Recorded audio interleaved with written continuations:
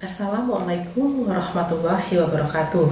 Tadi pun, perkenalkan, saya Titin Yulianti, dosen program studi Teknik Informatika, jurusan Teknik Elektro, Fakultas Teknik Universitas Lampung. Video ini dibuat untuk memenuhi persyaratan sertifikasi dosen 2024, yaitu dokumen pernyataan diri dalam unjuk kerja Tridharma Perguruan Tinggi atau PDD UKT-PT. Pada kesempatan ini, saya akan menjelaskan tentang salah satu mata kuliah yang saya ampu, yaitu pengolahan citra. Mata kuliah pengolahan citra merupakan mata kuliah wajib semester 5 dengan bobot 2 SKS.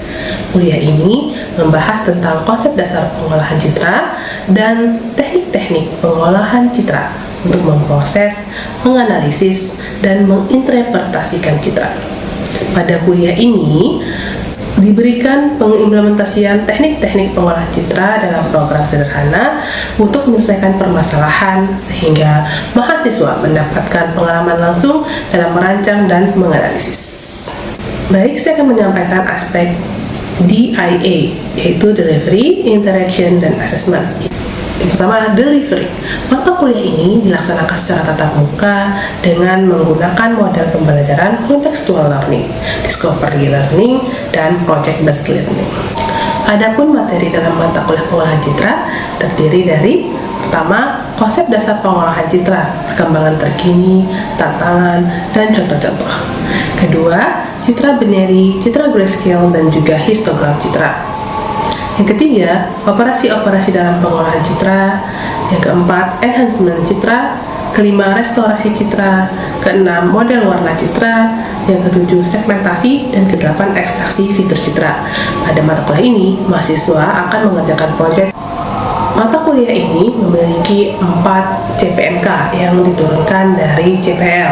CPMK mata kuliah pengolahan citra yang pertama adalah mahasiswa memiliki pengetahuan tentang konsep pengolahan citra serta mampu menggunakan berbagai metode pengolahan citra. CPMK yang kedua, mampu merumuskan permasalahan dari lingkungan dan merubahnya ke dalam bentuk masalah pengolahan citra. CPMK yang ketiga, mampu memilih teknik pengolahan citra yang tepat sesuai dengan analisis kebutuhan untuk menyelesaikan suatu permasalahan. Yang keempat, mampu membuat dan mengembangkan program atau aplikasi berbasis pengolahan citra. Adapun CPMK ini nanti akan diturunkan ke dalam sub CPMK sesuai dengan materi yang disampaikan.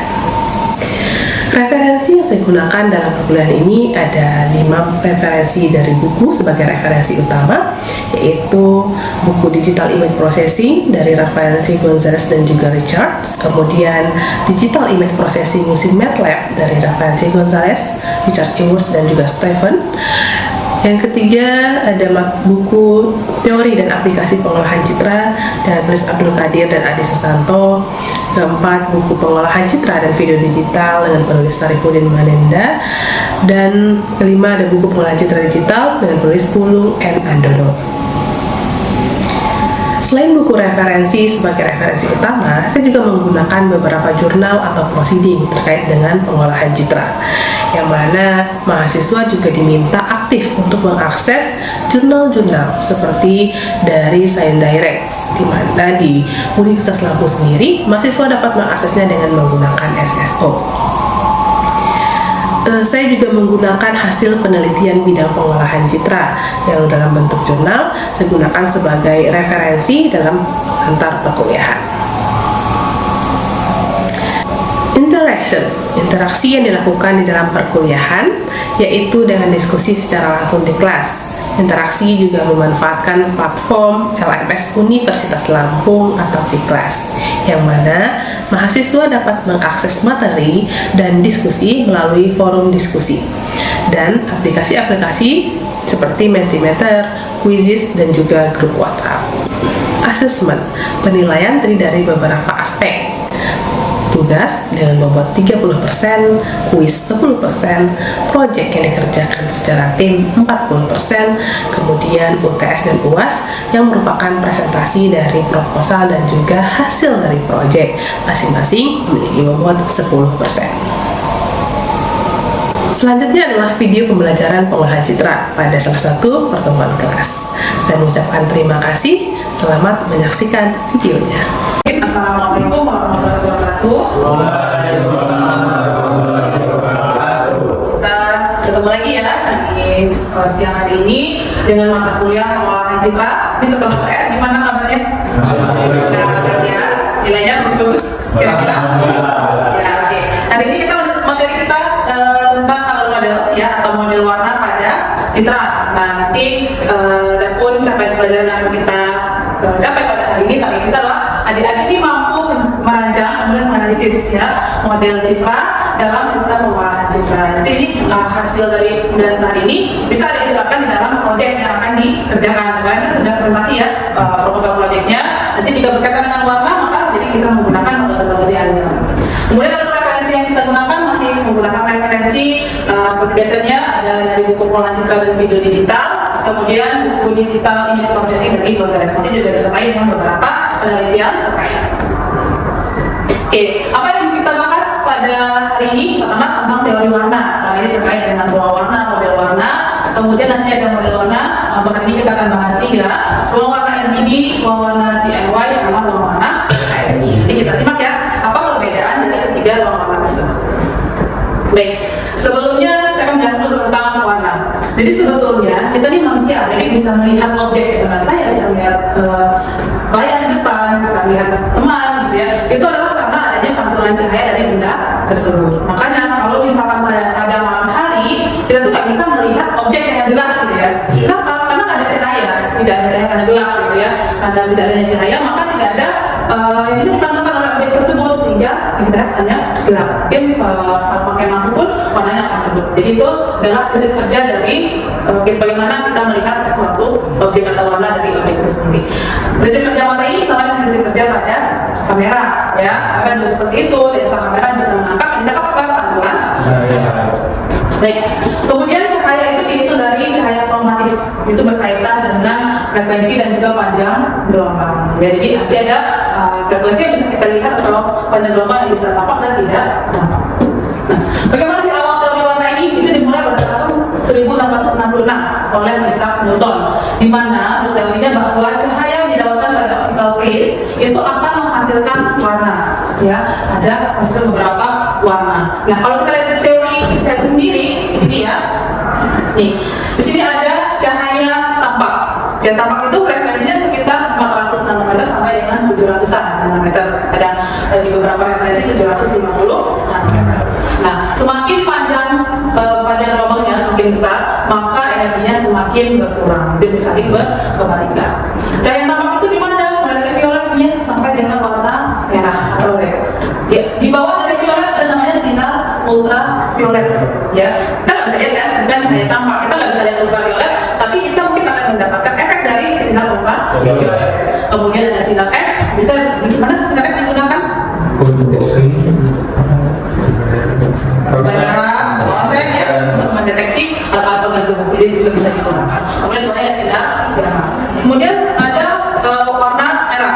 Di atas warna merah ada inframerah atau infrared, ya.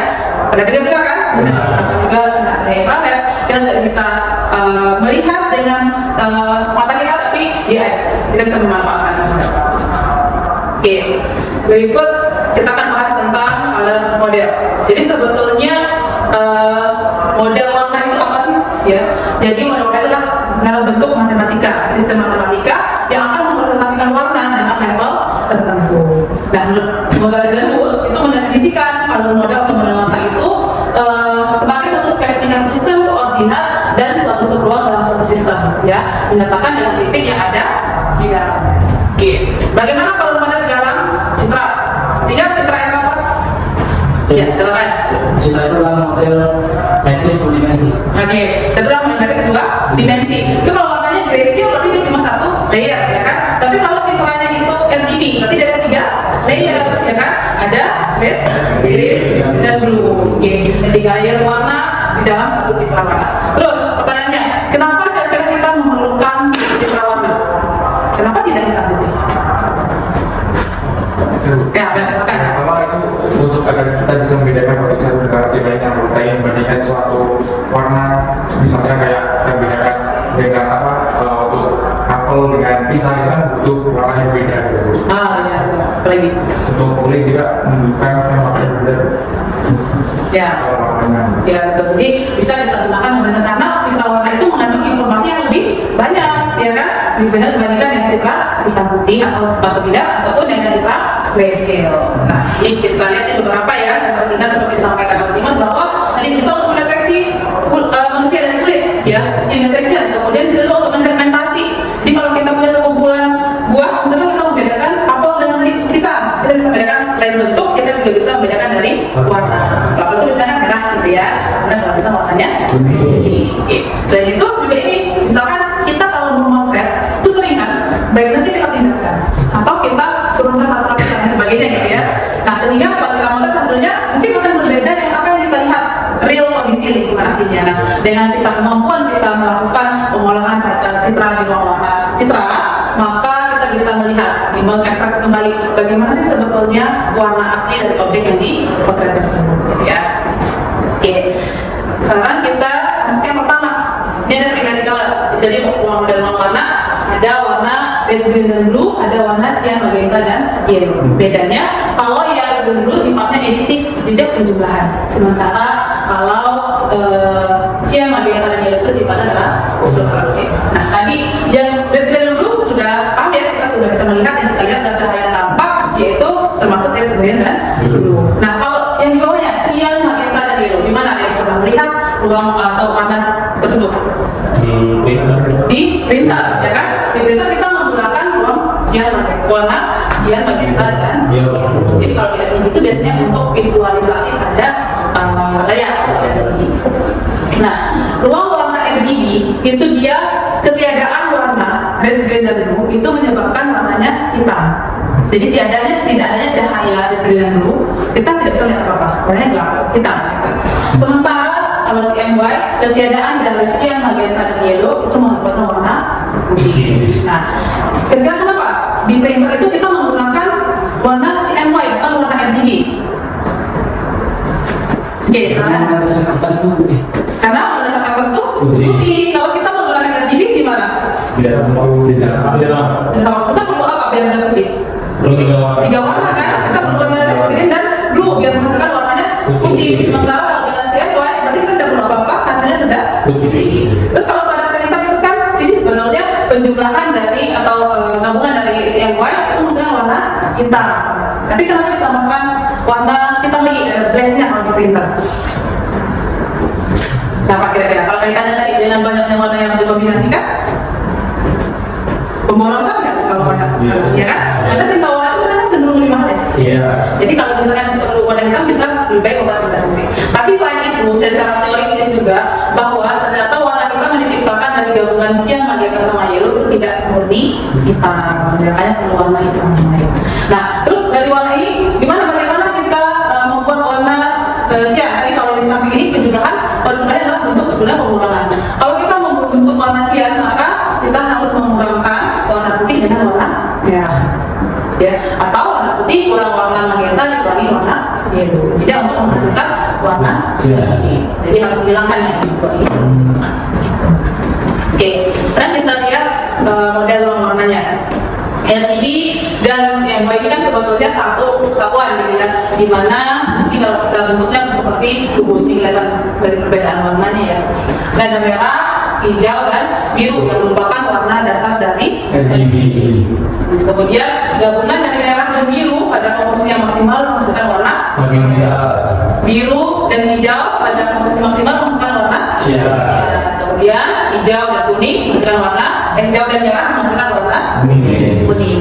Nah, kalau misalkan nilainya birunya ternyata 0, berarti nggak ada warna biru. Kemudian merahnya bernilai 1 di sini mewakili 255 ya. Misal merahnya maksimal 255. Hijaunya 0, maka warna itu adalah warna merah, ya kan? Karena tidak ada warna biru dan hijau. Kalau ada kombinasi maka akan menghasilkan warna yang nah ini namanya arasnya. Kalau kita lihat kita ekstraksi tadi karena sampaikan ya bahwa citranya itu ternyata dia punya 3 layer, red, green, dan blue. Ya, kalau kita ekstraksi, kita pisahkan, itu ada seperti itu, kira-kira seperti ini ya. Jadi nanti citra yang terlihat utuh seperti gambar warna rosat ini ternyata dia adalah gabungan kombinasi dari warna merah, hijau, dan biru. Oke, ada pertanyaan tentang ini? Belum ada? Belum ada, kita lanjut ke KSI dulu ya. Pewarna yang ketiga, pewarna KSI. KSI dari K, S, dan I ya. Hue, saturation, dan intensity ya, atau intensitas. Nah, KSI ini dia punya bentuknya seperti kerucut. Kalau tadi bentuknya seperti kubus. Nah, kerucut ini halnya itu dia merupakan lingkaran di sini. Jadi karena dia bentuk lingkaran, dia merupakan dari 0 sampai dengan 2 pi ya, atau 0 sampai 360 derajat. Sementara saturasi atau saturation itu dia merupakan jarak dari titik tengah ke arah pinggir luar, ke bordernya, dari sini tengah ke bordernya. Nah, kemudian kalau yang intensity itu dia dari garis tengah dari bawah ke atas ya. Kita lihat satu persatu. Hue ini sebetulnya menandakan bahwa warna sebenarnya. Jadi kalau dia melihat warna, seringnya itu kan warna merah muda gitu ya. Merah muda dan merah sebetulnya warna sama, hue-nya sama. Yang membedakan apa? Nanti bedanya di saturasinya. Jadi kalau kita melihat warna asli dari suatu objek, maka gunakan warna KSI ini. Nah, ini nilainya dari 0 sampai dengan 2 pi, mulai dari 0 itu mulai warna merah, nanti dari berputar 360 derajat sampai kembali lagi ke warna merah, menuju kepada warna asli. Kedua dari KSI ada saturation. Saturation itu dia tingkat kemurnian warna cahaya. Itulah yang menghasilkan citra tadi ada merah muda. Kenapa? Karena ada ketidakmurnian di situ. Merah itu sebagai warna yang murni. Merah muda artinya ada pengaruh dari warna putih di dalam citra tersebut. Nah, di sini misalkan muncul tadi ya warna merah muda. Jadi nilainya adalah 1 atau juga 0. 0 itu artinya dia tepat di garis tengah ini ya. Saturasinya. Jadi ya. Kalau misalkan dia sini 0, kalau 1 berarti dia ada di border. Kalau di border berarti dia warnanya asli, tidak ada putih di dalamnya. Nah, yang terakhir ada intensity atau brightness. Ini berkaitan dengan nilai brightness dan darkness ya, terang gelapnya suatu gambar atau citra. Jadi nilainya dari 0 sampai dengan 1. 0 itu warnanya hitam atau gelap, sementara 1 itu nilainya terang. Yang bisa kita lihat. Oke, kalau kita lihat di gambar di sini bahwa nih kalau dia setengah berarti ada di tengah masih. Ya, kalau misalkan putih, warnanya kan lebih terang ya, beda ya antara yang di sini irisan setengah dari model warna KSI dengan 3/4 dari warna KSI. Bisa kita lihat perbedaan terutama di bagian tengahnya. Oke, bagaimana kita mengkonversikan dari RGB ke KSI? Dan citra itu adalah matriks, ya kan? Kita gambar nih matriksnya, gambarnya yang kecil aja ya, biar kita punya ini matriks untuk R, ya. Kemudian ini untuk green, ini untuk blue. Dapat dalam bentuk citra misalkan 2 kali 2. Ini matriksnya saya pisahkan dengan kotak dan lebih mudah. Ini. Oke. Terus apa yang kita lakukan untuk konversi? Kita harus mengkonversikan setiap titiknya ya. Kalau citra itu namanya kan sini 1,0,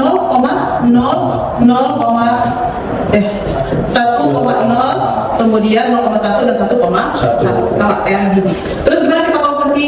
Lihat nih, nilai Hue itu akan nilai 0 kalau blue-nya kecil atau sama dengan green. Misalkan nih, blue-nya misalkan dia 96 intensitas warnanya, sementara green-nya misalkan 120. Maka Hue di sini untuk titik 0,0 adalah 0, ya. Terus gimana kalau misalkan ini dikatakan bahwa kalau dia blue-nya besar dari green, maka nilai Hue-nya 360 dikurangi dengan theta.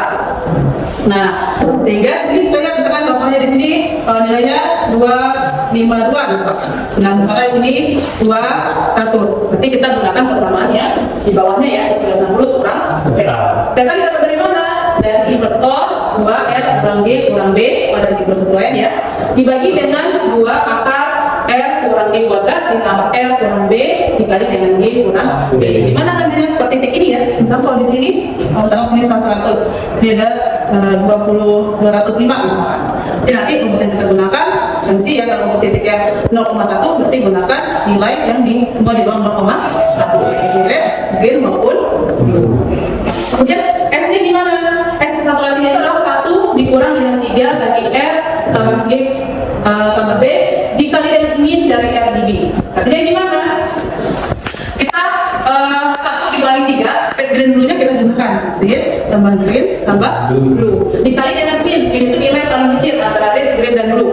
Kalau titik 0,0, mana yang paling kecil? 100, 120 atau yang 96? Nanti kalikan dengan blue ya, 96. Untuk I-nya, apa? Kita jumlahkan dari 3, 100, tambah 120, tambah 96, dibagi 3. Itu untuk konversinya. Tapi karena konversinya satu per satu, kali ini gambarnya kecil ya, gampang. Sebagaimana kalau konversinya gambaran besar, dalam modal yang Anda misalkan 1024 kali 708, dapat 6, ya. Sulit, kita codingkan aja ya. Nanti dia kan di proyek yang dikerjakan juga menggunakan metode atau Python ya, yang sedang digunakan. Ini contoh dari fungsi transformasinya, gambar fungsi transformasi. Kemudian nanti kita panggil fungsi tersebut sehingga nanti muncul hasilnya. Ini contoh hasil konversi. Saya tampilkan hasil layarnya. Ini warna aslinya, kemudian dikonversi menjadi red, green, dan blue. Kalau kita ekstraksi ya. Kemudian nanti dikonversi menjadi warna-warna HSI. Jadi ini blue-nya, ya. Ini S-nya, ini. Terus gimana kita memproses? Boleh nggak kita proses itu aja? Boleh. Berarti misalnya mau warna asli, ambil nilai blue-nya saja. Ya, tidak kita gunakan apa-apa, gitu ya. Sampai di sini ada pertanyaan? Oke, silakan. Saya ingin bertanya, apakah dari HSI bisa diubah lagi menjadi RGB? Oke, pertanyaan menarik ya. Jadi kalau kita sudah konversi dari RGB ke HSI, bisa nggak kita balikin lagi ke RGB? Gitu? Karena kita mau masukkan ke dalam sebuah aplikasi atau alat gitu ya, bisa mengenali warna RGB. Jawabannya adalah bisa, gitu ya. Kita menggunakan rumusnya lagi nih. Kebetulan di sini ada rumusnya. Nanti kita sesuaikan aja. Kita lihat punya kalau nilainya 0 sampai 120, maka gunakan rumus yang pertama. Kalau yang 120 sampai dengan 140, gunakan rumus yang kedua. Kemudian kalau 140 sampai 160, gunakan rumus yang ketiga. Jadi tadi satu persatu, nanti silakan ada juga mencobakan ya membuat dalam aplikasi yang better pun dengan metode. Kita konversikan lagi kembali, bandingkan dengan hasil citra asli sebelum dikonversikan ke HSI. Itu ya. Ini contoh perbandingan ya, tadi kita sudah bahas warna red, green, blue, kemudian rincian magenta, yellow, dan black ya, ditambahkan dengan blacknya, kemudian ada saturasi dan intensity HSI. Jadi perbedaannya, ini kalau kita ekstraksi warna seperti ini, sebenarnya itu beda banget ya, berbeda dengan yang lain. Kalau kita lihat cian itu, dia seperti negatifnya dari warna RGB. Padahal aslinya yang kita lihat sama, ya sama-sama. Oke, ada pertanyaan sampai di sini? Saya Oke, silakan. izin bertanya ya. Ini kan ada banyak uang warna ya, Bu. Gimana sih cara kami ini supaya bisa menentukan warna yang harus kita pakai itu gimana caranya? Oke, bagaimana kita menentukan ya untuk ini pertanyaan menarik nih. Bagaimana kita menentukan warna yang tepat untuk kita gunakan? Itu tergantung dengan kebutuhannya.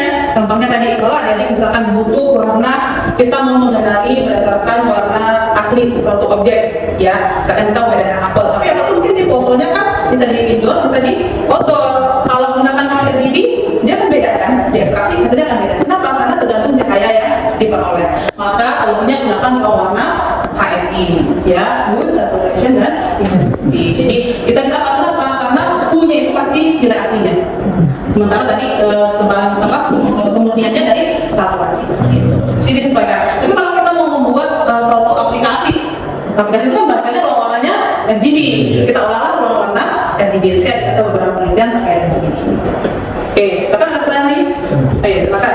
Saya sebenarnya dari selain dari ibu dasarnya ada sih warna yang lain. Oke, jadi kalau sini ya. Selain dari hasil dasar tadi, dia banyak sekali ruang warna yang ada ya. Ruang warna ini sebetulnya ini adalah standarisasi. Kenapa dibuat ada ruang warna? Tergantung dari kebutuhan karena beda kebutuhan.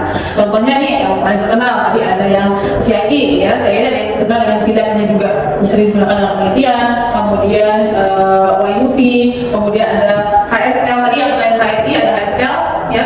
Di sini bedanya dari nilai L-nya. Kalau itu intensity, L itu dari warna lighting ya, cahaya. Kemudian ada Moonshot Space, MPTI, kemudian dari Xerox juga punya Yes, kemudian ada Kodak dan sebagainya. Jadi paham ya, ini kan perusahaan-perusahaan yang berkaitan dengan image ya, maka mereka punya standar pewarnaan sendiri. Jadi banyak sekali, nanti ada yang boleh baca tentang materi yang ada model-model yang lain ya. Oke, baik, tadi terkait dengan pertanyaan sebelumnya bahwa bagaimana sih kita menentukan warna yang kita gunakan gitu ya. Nah ini beberapa publikasi nih, penelitian ya, yang saya bisa di bidang ini prosesi. Pertama itu saya pernah meneliti tentang tentang kualitas daging, kesegaran daging sapi. Itu warna apa sih yang kita gunakan? Ya, kita menggunakan sebenarnya masih RGB. Tapi nanti kita melihat membandingkan mana yang berpengaruh, green-nya atau blue-nya. Nah, kalau blue adalah warna red-nya ya. Nah, beda kasusnya dengan penelitian yang kedua. Ini untuk menilai kualitas intraretina di bidang biomedis. Warna mana yang paling tepat untuk ekstraksi cirinya? Ternyata warna tepat adalah RGB juga, tapi dengan warna green. Ya, jadi rednya dibuang, bluenya dibuang, yang digunakan adalah greennya aja. Itu pentingnya kita paham ya tentang warna. Jadi ada penelitian di aplikasi kita juga menggunakan warna RGB waktu zaman COVID. Kita membuat aplikasi ada sistem untuk mendeteksi temperatur ya dari kamera thermal. Kemudian sebenarnya juga ada penelitian tentang RGB ini untuk mengidentifikasi jenis daging yang halal. Jadi di muslim ada ya daging yang halal bukan dikonsumsi dan yang tidak halal. Bedanya gimana? Kita bisa menggunakan pengolahan citra. Oke, sampai di sini. Jadi semangat? Kalau semangat kita dulu ya untuk menguji pemahaman adik-adik terkait dengan tadi silakan dikeluarkan handphonenya, artinya buat menggunakan laptop atau handphone. Kita akan quiz. Saya share untuk quiznya. Oke, jadi silakan join ya, bisa scan barcode atau di join my quiz. Oke, kita mulai ya, saya cek pertanyaan. Semuanya sudah dijelaskan.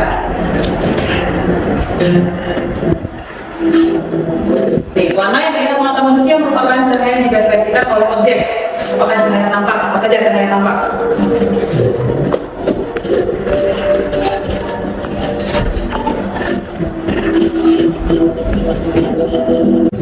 Oke, waktu habis ya. Kita next.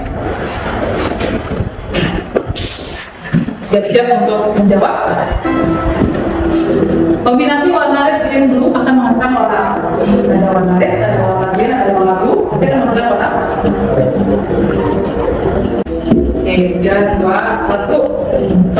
Oke, waktunya habis. Pertanyaan berikutnya. Nah, di warna CMY di mana menghasilkan warna cian? Warna cian di mana menghasilkan?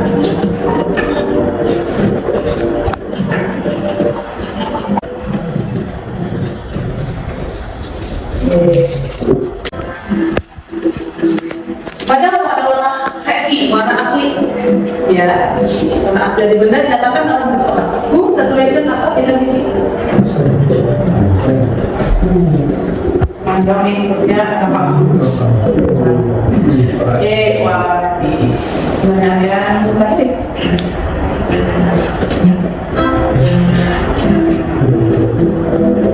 Warna merah dan merah muda pada warna HSI terjadi karena perbedaan apa? Apakah bedanya, saturasinya atau warna atau intensitinya? Semua ya? Oke, kita lihat.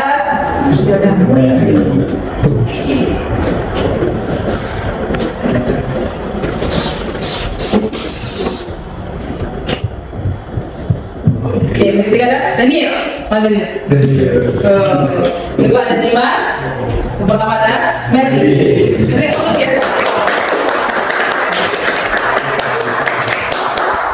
Baik, kita kembali ke slide ya, selesai dari quiz.